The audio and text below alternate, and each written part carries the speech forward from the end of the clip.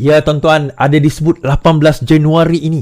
Apa yang akan berlaku 18 Januari ini? Tidak lain tidak bukan, astaghfirullahalazim, kes Sanusi akan dibicarakan pada 18 Januari ini. Jangan tak tahu, jangan tak tahu. So malam ni insyaAllah saya akan berbicara beberapa perkara. Saya akan berbicara beberapa perkara. Pertama mengenai Tun M tuduh PMX dalang di sebalik langkah Dubai. Apa jawapan PMX? Betul ke PMX rawat Hadi sebab nak minta bantuan PAS? Sebab 120 SD dah sign. Alamak. 3 kumpulan rancang langkah Dubai. Saya akan ceritakan malam ni. Dana 700 juta babitkan pentadbiran Perikatan Nasional akan disiasat. Siapa bekas menteri yang akan kena? CEO Persatuan Bola Sepak Kedah. Adakah ahli PAS dan calon PAS ditahan SPRM? Ini penjelasan kita pada malam ini. So insyaAllah kita akan bicara perkara tersebut. Sebelum itu, saya tak boleh nak tayangkan, saya tak boleh nak share screen tentang benda ni, tapi tuan-tuan boleh dengar apa orang kata video ini. Sekejap. Abang bawa biarkan cas sikit dia nak jawab dia bersama. Dia nak jawab tiga orang. Mana? Saya ingatkan mungkin lah. Suara tipu. Tapi bila dua ni bawa suara dia. Apa dengan korang ni? Dia tak ada salah. Aku memang tak makan lapar mati.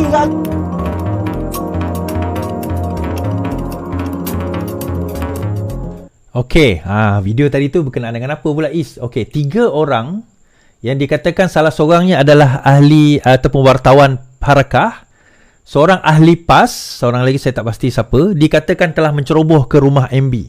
Dua ahli PAS tersebut dikenali sebagai apa nama dia? Safi kan? Saya tak kenal budak tu.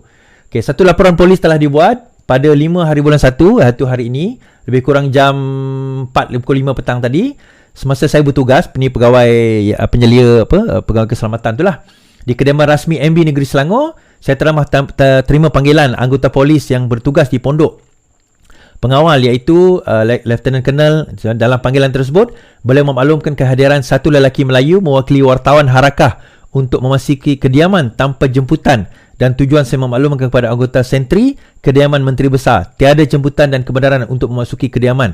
Selang 10 minit telah datang satu kenderaan jenis Proton Wajah nombor pendaftaran yang dinaiki oleh 2 lelaki Melayu bagi tujuan mesyuarat. Kemudian lelaki awal tadi yang bersama dengan LK Mawadi telah membuat pemeriksaan ke atas kenderaan tersebut di kawasan parking kediaman, dan didapati terdapat seorang lelaki yang telah bersembunyi di tempat duduk belakang, dan lelaki tersebut ialah wartawan Harakah yang telah dihalang masuk sebentar tadi. Kemudian Lieutenant Colonel pegawai tersebut telah membawa 3 lelaki tersebut untuk tujuan pemeriksaan di hadapan pos pengawal polis atas nasihat siswa politik Menteri Besar Encik Saifuddin meminta saya membuat laporan polis. So ada cubaan untuk nak apa orang kata ceroboh rumah Menteri Besar, dan dalam cubaan tersebut gagal. Saya pernah pergi rumah MB ni, tuan-tuan. Kita tak boleh pergi sembarang. Dia nak masuk rumah tu, dia ada dia punya prosedur. Salah satu prosedur, bila saya sampai-sampai je, dia ada pegawai, dia ada guard. Guard itu bukan guard biasa, dia pegawai polis. So dia tanya apa tujuan. Saya kata ada mesyuarat dengan MB. Lepas tu dia tunjuk mana tak ada pun, saya tak dimaklumkan. Dia kata sepatutnya dia ada dalam grup. Oh, saya kata macam ni. Okey, dia tengok, oh ada, minta maaf. Okey, so untuk MB cek jalan terus, masuk sini, parking sini, dia kata.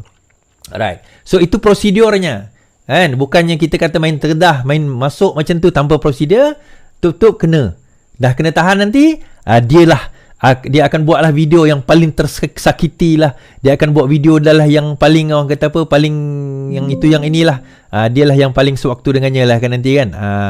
Itu jangan tuan-tuan nak percaya dengan benda-benda tersebut. Sebenarnya itu bukan yang berlaku. Okey. So kita nak bagi tahu bahawa mereka menceroboh tanpa kebenaran daripada pihak Menteri Besar Selangor. Nak masuk, tapi buat appointment tuan-tuan. Lepas tu ada juga yang membela tu. Inilah dia kerajaan kejam, kerajaan zalim. Tuan-tuan, jangan kata rumah MB, rumah kita kena masuk serbu macam tu pun, tuan-tuan nak ke? Kan? Rumah kita sendiri pun tiba-tiba orang terjah masuk, orang kita tak kenal, agak-agak nak apa? Takkan kita nak biarkan macam tu? Kita boleh cas menceroboh. Baru-baru ni ada kejadian. Orang nak pergi ceroboh kawasan kediaman rumah kawan saya. Kami boleh cas menceroboh sebenarnya. Dan walaupun kami tak cas pada masa itu, kami boleh cas pada masa lain. Dan kita kenal, kita ada video muka-muka yang menceroboh tersebut. Jangan buat tak tahu. Ni di negeri Walaon, negeri ini berlaku. Jangan ingat kita takut benda-benda tersebut. Baik, walaupun kami di Sarawak ni, kita ni memang berbudi bahasa kan. Tapi di Sarawak ni pun agak-agak lah kalau nak masuk rumah orang, menceroboh orang semua orang. Adab mana? Adab mana? Dalam pada itu kita buat satu cerita. Alright. Dakwaan gangguan seksual pelajar seret guru ke mahkamah. Seorang pelajar sebuah sekolah berasrama penuh di Selangor menyeret seorang guru yang juga jurulatih hoki ke mahkamah atas dakwaan melakukan gangguan seksual terhadap kanak-kanak berusia 13 tahun itu 4 tahun lalu. Plaintiff yang kini berusia 17 tahun memfailkan saman pemula terhadap guru bahasa berusia 38 tahun itu di Mahkamah Tinggi Shah Alam. Memandangkan kes saman itu melibatkan pelajar bawah umur, pihak-pihak yang terlibat tidak dinamakan kerana menjaga sensitiviti. Menurut kenyataan yang dituntut dilihat oleh Malaysia kini, dia mendakwa guru tersebut melakukan gangguan itu sebanyak 2 kali pada tahun 2019. Berhubung kejadian pertama yang didakwa sekitar jam 9 pagi, remaja berkenaan mendakwa guru terbabit memanggilnya ke bilik sukan sekolah dengan alasan untuk berbincang prestasinya dalam hoki. Dia mendakwa ketika guru itu memulakan perbincangan, jurulatih itu tiba-tiba mengeluarkan telefon pintarnya untuk mengambil gambarnya dengan alasan dia adalah kapten hoki. Dia pun pelik lah. Remaja itu mendakwa kemudian guru itu mengarahkan dia untuk mengambil beberapa posisi dan gaya semasa dia merakam, termasuk untuk dia menghadapnya serta berulang kali membuka dan menutup mata serta mulutnya. Dia mendakwa berasa terpaksa akur untuk memenuhi arahan untuk merakam foto yang tidak pernah dipersetujuinya itu. Ini termasuk arahan dia membelakangi guru itu sambil membongkokkan badan ke hadapan dan tangannya bersandar pada sebuah kabinet, manakala guru terbabit mengambil gambarnya dari arah belakang. Plaintiff mendakwa kejadian berlaku kira-kira jam 9.30 malam pada bulan Disember. Malam ni tuan-tuan, apabila guru itu secara tiba-tiba menghantar WhatsApp kepadanya semasa dia berada di rumah dan mengarahkannya merakam beberapa gambar dirinya. Pelajar itu mendakwa defendant itu mengarahkan untuk mengambil gambarnya dalam posisi dan gaya, termasuk merangkak serta dia berulang kali diarahkan guru terbabit membuka dan menutup mata serta mulut serta berbaring. Dia mendakwa perkara itu berlaku sehingga jam awal 3 pagi. Dengan guru berkenaan didakwa berulang kali menghantar mesej mengarahkannya untuk merakam gambar dan menghantar gambar itu kepadanya sehingga dia berpuas hati. Dakwa pelajar itu dia kemudian merasakan kepatuhan, submissiveness, terikat dan terpaksa akur untuk memenuhi arahan lelaki itu untuk memadam semua mesej WhatsApp serta gambar yang dia rakam pada telefon bimbit. Di samping ibu dan abangnya yang selaku plaintiff bersama abangnya telah meninggal dunia pada 2020, pelajar itu berhujah arahan berunsur seksual samaan dengan cuba untuk menormal kejadian itu dan merupakan pengantunan atau grooming terhadapnya. Dia mendakwa sejurus selepas 2 insiden yang berlaku, dia mendapat tahu beberapa ahli pasukan hokinya telah menerima arahan berbentuk seksual yang sama kepada guru itu.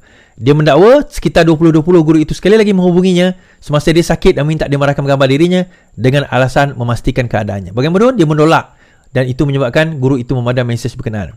Dia kemudian pada Februari yang sama seorang pelajar perempuan sekolah berasrama penuh yang juga telah membuat laporan berhubung dakwaan gangguan seksual oleh guru terbabit. Dakwa pelajar itu dia mengambil masa sehingga Disember 2021 sebelum dia menangis di hadapan abangnya ketika mereka berdua berjalan dari rumah mereka di kedai sebuah nikah. Pengetua dan juga menteri turut disaman. Melalui saman mahkamah ini tuan-tuan, dia menuntut ganti rugi am, khas, teruk dan teladan daripada bukan saja guru itu tetapi 10 lagi defendant yang lain. Kan 10 defendant lain, 10 pihak lain ialah pengetua sekolah, 4 guru kanan sekolah, sekolah guru disiplin, pengarah pendidikan Selangor, menteri pendidikan ketika kejadian dan Kementerian Pendidikan serta Kerajaan Persekutuan.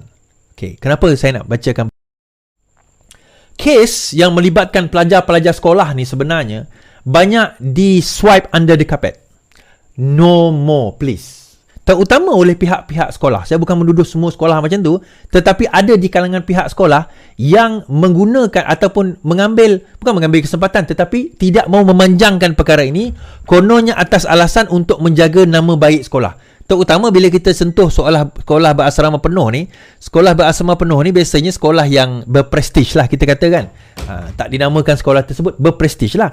Tapi bila dah masuk mahkamah sebegini, berkemungkinan besar dia akan terdedah dan ceritanya akan terbongkar. Nah tuan-tuan, Yang pertama sekali kita nak bagi tahu, tidak ada kompromi kepada kes-kes sebegini.